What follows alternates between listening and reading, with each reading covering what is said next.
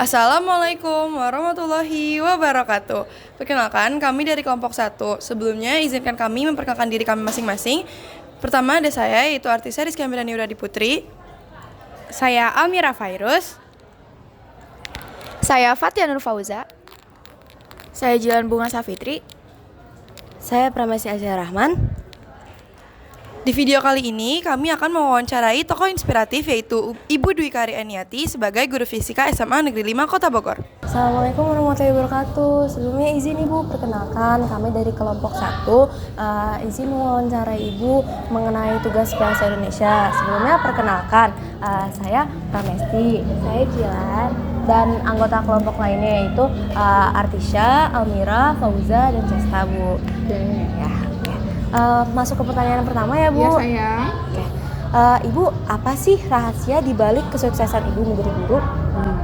Jadi menjadi guru itu kan bukan hanya mengajar tapi harus mendidik. Nah, jadi bagaimana seorang guru itu bisa memahami apa yang diinginkan oleh siswa. Jadi kita kalau jadi guru hanya mengajar, asal mengajar, tentunya kita tidak akan bisa mencapai apa yang seharusnya diterima oleh siswa. Jadi kalau kita mengerti tentang karakter siswa, terus bagaimana kita menyambut hati siswa, kemudian bagaimana kita memberikan take and give, rasa kasih sayang seorang guru terhadap siswa adalah seorang ibu terhadap anak sendiri. Jadi dengan rasa sayang yang benar-benar dari dalam lubuk hati itulah yang akan bisa dicapai segala sesuatu yang akan kita cita-citakan. Menurut Ibu itu. Kira-kira kapan Ibu pertama kali Ibu tertarik menjadi guru? Kalau Ibu tertarik menjadi guru itu sebenarnya dulunya Ibu nggak tertarik ya, karena zaman dulu itu kalau dikasih perintah sama orang tua, kamu kuliah jadi guru dan kamu harus menjadi guru, itu mau tidak mau, suka atau tidak suka harus dilaksanakan. Nggak ada istilah menolak, itu nggak ada zaman dulu. Jadi Ibu walaupun dulu pengen jadi entertain, sesuatu yang berasa dilihat orang, bisa jadi artis, bisa jadi TV kayak gitu, Ibu tuh sudah meniti karir yang di situ. Tapi takdir memang Allah yang menentukan ya. Begitu Ibu kuliah jadi guru, kemudian mulai praktek mengajar, terus kemudian ditempatkan dulu itu Ibu ditempatkan di tempat di pelosok gitu ya, di Cianjur, yang istilahnya siswanya itu untuk sekolah aja nggak pakai sepatu, jalan kaki nggak pakai alas sepatu gitu. Itu betapa sedihnya Bu Deka melihat sebegitu antusiasnya seorang siswa untuk belajar, untuk menjadi pintar, sampai rela istilahnya buku 1 untuk segala mata pelajaran, yang penting bisa belajar, bisa maju. Dan Ibu liatin yang Ibu ajar itu bisa masuk ke perguruan tinggi negeri. Terus kemudian 4 tahun kemudian Ibu pindah ke Semanli, karena memang cita-cita dari dulu Ibu tuh ngajarnya pengen di Semanli gitu ya kan. Begitu di Semanli itu kan berbeda banget ya siswanya, karena di kota dan dulu kan belum ada zonasi. Begitu masuk sambutannya itu luar biasa, dan pola belajarnya itu sangat luar biasa. Itu benar-benar mengagumkan bagi Ibu. Jadi Ibu sangat tertarik untuk menjadikan Semanli sangat menyukai pelajaran fisika, karena sebenarnya pelajaran fisika itu nggak semua anak tertarik gitu. Nah, tapi dengan cara kita ngerti pemahaman hati siswa yang ingin seperti apa, jadi kita itu harus merangkul hati siswa yang benar itu. Siswa itu sudah sayang sama kita, jadi materi apapun mereka pasti menerima gitu. Jadi dengan itu siswa itu ya, udah ngajar puluhan tahun, mereka itu sangat-sangat suka pelajaran fisika. Bahkan mereka itu sudah lulus pun datang lagi ke sekolah nyari Bu Deka terima kasih, Bu Deka terima kasih, Bu Deka terima kasih, selalu begitu. Tadi kan Ibu nyebutin ya, kalau semua siswa itu nggak terlalu suka sama fisika. Terus gimana sih cara Ibu buat metode pembelajaran Ibu biar siswanya itu pada tertarik sama pelajaran fisika gitu? Jadi begini, nah fisika itu sebenarnya kan aplikasi dan kehidupan sehari-hari itu semua menyangkut fisika gitu. Jadi Ibu arahkan kepada siswa bahwa hidup yang kamu jalani itu nggak ada yang lepas dari fisika. Bahwa manusia itu hanya setitik debu di antara miliaran debu di alam semesta ini. Kalau kita nggak mengerti tentang fisika, itu anak itu akan katro banget gitu. Jadi mau nggak mau mereka itu harus belajar tentang fisika. Kalau mereka itu tidak mau dibully, nggak mau direndahkan orang lain. Terus kemudian mereka harus paham bahwa masa depan itu tidak hanya seperti yang mereka angankan. Nah, jadi bagaimana membuat siswa itu bisa terbuka ya, bahwa boleh semua siswa itu bercita-cita segala macam, bisa menjadi ahli politik, menjadi ahli pajak, bisa menjadi apapun yang diinginkan, tapi harus ingat bahwa segala sesuatu itu kita harus terima kodok dan kodar ya. Jadi seperti Bu Deka contohkan tadi, Bu Deka itu pengennya jadi artis, tapi Bu Deka jadi guru itu adalah takdir. Dan guru itu dulunya Ibu nggak pernah berpikir sama sekali kalau Ibu itu harus jadi guru fisika. Ternyata takdirnya Bu Deka jadi guru fisika. Makanya Ibu selalu menanamkan siswa, jangan kamu nggak suka ini, jangan kamu nggak suka itu.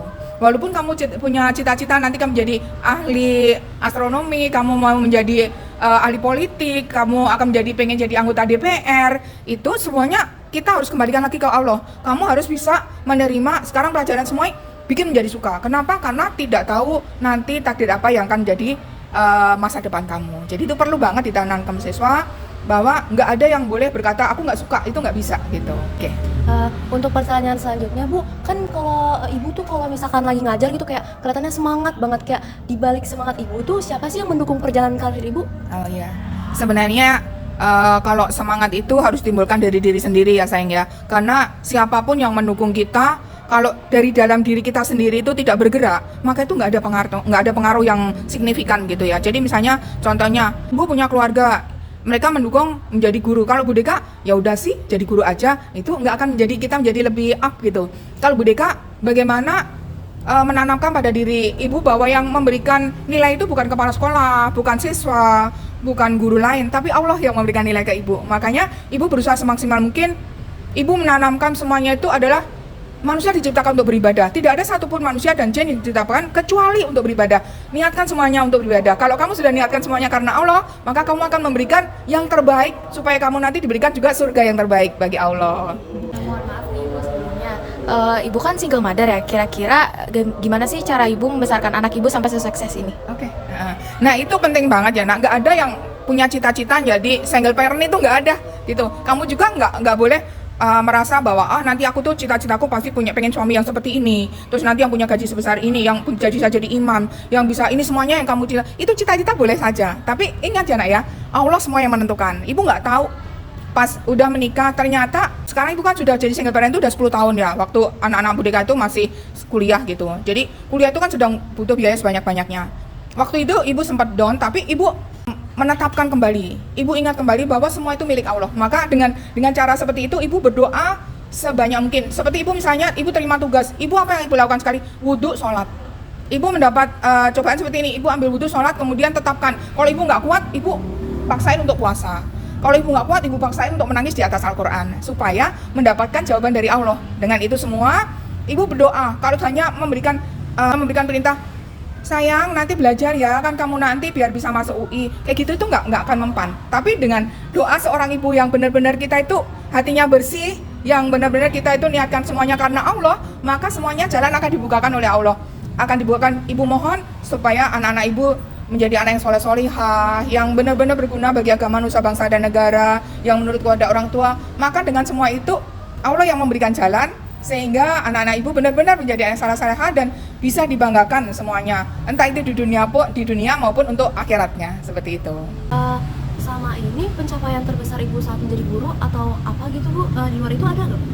Kalau selain jadi guru, ibu itu kan memang segala sesuatu tuh multi talent gitu ya. Jadi misalnya ibu tuh jadi guru itu ibu harus bisa mencapai siswa yang ibu didik itu nanti bisa mencapai target. Kalau dia pengennya misalnya diterima di UI, ITB atau Unpad, ibu arahkan bahwa anak-anak harus bisa mencapai itu, tapi memberikan peluang juga bahwa segala sesuatu milik Allah. Jadi kalau nggak bisa tercapai pasti Allah memberikan yang terbaik. Itu yang pertama. Kalau yang kedua, ibu tuh karena suka fashion, jadi ibu membuat selalu terobosan membuat model-model baju terbaru. Terus kemudian ibu tuh membuat yang sesuatu tuh nggak dimiliki orang lain gitu. Terus kemudian kalau ibu selain itu tuh kan ibu passion ibu tuh suka sekali jual beli ya kan. Kenapa jual beli? Karena Nabi Muhammad memberikan contoh waktu pertama kali beliau kerjakan, apa yang dikerjakan beliau pertama adalah membuat pasar dan jual beli. Makanya Bu Deka harus ittiba kepada Nabi gitu. Jadi ibu sangat suka tentang jual beli. Terus kemudian ibu berusaha kalau misalnya yang sekarang ini ibu membuat kalau jual beli itu harus ditanamkan bahwa ini itu maslahat bagi masyarakat, terus kemudian bisa membantu masyarakat, bisa menyehatkan masyarakat. Nanti hasilnya itu Allah yang akan memberikan. Jadi ibu nggak mentargetkan keuntungan, nggak, karena keuntungan itu adalah rizki yang Allah berikan nanti. Jadi ibu target yang pertama adalah bisa membantu masyarakat menjadi lebih sehat lagi dulu, membantu masyarakat yang tidak mampu menjadi mampu, yang kurang sehat menjadi sehat. Jangan sampai profit itu merusak jiwa raga siswa gitu. Andainya nanti pun ibu sudah pensiun, itu ibu harus mempunyai target-target yang bisa membuat masyarakat itu menjadi lebih sehat, lebih berpendidikan, lebih berguna lagi buat dunia dan akhiratnya itu, insya Allah. Bukan lagi mau pensiun ya. Ibu juga pasti mau melanjutkan bisnis ibu kan. Selain itu kira-kira ibu mau ngapain lagi? Kalau itu ibu pengennya gini, untuk kesehatan ibu sendiri kan ibu memang hobinya olahraga ya. Hobinya olahraga, pastinya itu akan tetap ibu kembangkan itu seperti senam, kemudian olahraga keliling lapangan sampai berapa puluh kali. Nah, kalau bisa mengajak semua teman-teman ibu atau siapapun yang berkenalan dengan ibu untuk mengarah ke dunia kesehatan untuk menjadi lebih sehat yang pertama. Yang kedua, ibu pengennya komunitas yang untuk mempelajari tentang agama gitu, mempelajari tentang agama dan bisa menularkan ke semua orang. Setidaknya kita bisa memberikan contoh yang benar itu seperti ini. Kalau orang hanya berbicara tanpa memberikan contoh kan pasti mereka apa cuma omong kosong gitu. Tapi kalau misalkan kita mengaji kemudian memberikan contoh, syukur-syukur bisa memberikan treatment ke banyak pemuda-pemudi. Kan di tempat ibu juga ada Karang Taruna, ada majelis-majelis taklim untuk anak-anak muda. Ibu bisa masuk ke situ untuk memberikan penyuluhan, memberikan hasil yang sudah ibu pelajari kepada mereka, entah itu dari bidang seni, dari bidang jual beli, dari bidang agama, dari bidang pendidikan, dari bidang pengetahuan. Kalau perlu pelajaran fisika mereka pengen, ibu akan memberikan kepada mereka secara cuma-cuma dan itu nanti Allah yang akan membalasnya. Terakhir nih Bu, kira-kira moto hidup ibu apa sih bisa sampai sehebat ini? Kalau moto ibu adalah cuma satu saja. Manusia diciptakan tidak ada satupun manusia dan diciptakan untuk beribadah. Maka gunakan waktumu sejak kamu diciptakan dan kamu menyadari bahwa kamu sudah akil balik. Itu ada nilai ibadahnya di situ. Yang kamu kerjakan semuanya niatkan karena Allah. Kalau kamu sudah berpikir tentang Allah, maka ada orang yang melukai, ada orang yang mencibir, ada yang orang itu, kembalikan semuanya kepada Allah. Jadi manusia itu kalau diuji sebenarnya kita nggak perlu cari jawaban karena jawabannya udah ada di Allah. Kuncinya hanya apa? Sabar dan sholat. Kalau sabar dan sholat sudah kamu terapkan, maka segala sesuatu yang benar kamu akan menjadi ringan. Kamu nggak lulus, oh ya nggak apa-apa. Mungkin Allah memang menguji aku belum lulus itu untuk belajar lebih baik lagi, misalnya seperti itu. Ada teman datang ke kamu tanya kamu udah berbuat baik, tapi orang lain melukai kamu. Oh nggak apa-apa. Ada orang yang harus diciptakan datang ke saya tuh untuk menguji aku. Jadi aku harus sabar, harus mendoakan dia untuk menjadi lebih benar lagi. Jadi segala sesuatu kembalikan pada Allah itu sayang. Terima kasih banyak, kayaknya udah cukup. Maaf buat udah ganggu. Iya. Nah, ibu senang.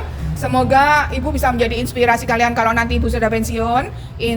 Ibu pengen bahwa kamu hatimu diisi dengan Allah, Allah, dan Allah. Supaya kalau kamu terluka, kamu kecewa, kamu tidak mendapatkan yang kamu inginkan, anggap bahwa itu adalah ujian bagi kamu dan kamu harus bersikap sabar dan sholat itu. Jadikan bahwa tidak semua yang kita berbuat baik pada orang lain itu orang lain akan berbuat baik pada kita. Enggak, jangan mengharap itu semua. Kalau kita sudah berbuat baik, ikhlas. Lupakan semua kebaikan kita. Nanti dimanapun kamu berada, kamu akan menemukan kebaikan. Kamu akan menemukan kebaikan dan dimanapun kamu akan mendapatkan pertolongan dari Allah. Itu yang kamu buat kamu itu akan jadi bahagia banget.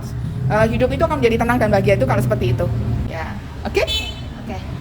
Terima kasih banyak ya, Ibu sayang. sudah meluangkan waktunya. Sekian video dari kami. Wassalamualaikum warahmatullahi wabarakatuh.